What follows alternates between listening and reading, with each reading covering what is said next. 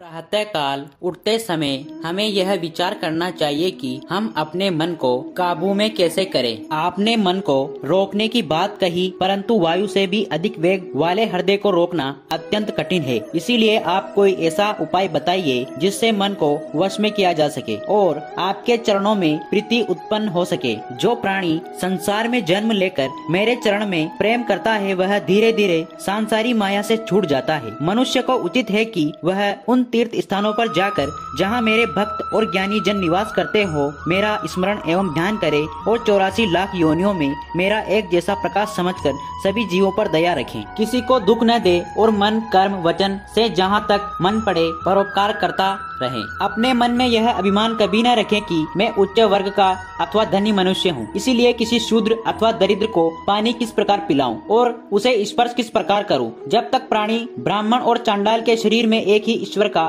प्रकाश नहीं देखता, तब तक वह अज्ञानी बना रहता है। इसके विपरीत जो प्राणी देवता, दैत्य, मनुष्य, पशु, पक्षी आदि 84 लाख योनियों के जीवों को श्री हरि का रूप समझता है, उसे कोई भी कभी भी दुख नहीं दे सकता। वह मुक्ति पथ को अवश्य प्राप्त करता है। इस गुप्त ज्ञान को मैंने आज तक किसी को नहीं कहा था, परंतु तुम्हें आज अपना भक्त जानकर सुनाया है। इसे स्मरण रखने पर तुम मुक्त हो जाओगे। जो लोग चोर, लंपट, पाखंडी, कृपाण, मद्यपी, मिथ्यावादी, व्यभिचारी एवं जीव हिंसक हो, उसे कृतज्ञ और उपकार को मानने वाले न हो, उनसे यह ज्ञान कभी नहीं कहना चाहिए। श्री सुखदेव जी ने कहा कि हे परीक्षित, इस ज्ञान को सुनकर भक्तराज उद्धव की आंखों में आंसू भर आए। तब वे अपने दोनों हाथ जोड़कर भगवान श्री कृष्णचंद्र जी की प्रशंसा करने के उपरांत इस प्रकार कहने लगे। हे भक्तराज, उद्धव के मुख से यह वचन सुनकर श्री कृष्णचंद्र जी ने उन्हें अपने कड़ाव देकर कहा, हे उद्धव, अब तुम मेरे ब्रज को जाओ। वहाँ प्रतिदिन कालिंदी गंगा में स्नान करके कंद मूल फल आदि का भक्षण करना और मेरे चरणों में अपना ध्यान लगाए रखना। ऐसा करने से तुम्हें मुक्ति प्राप्त होगी। अब मैं ही कलयुग में लोगों के कल्याण हेतु श्रीमद् भागवत रूपी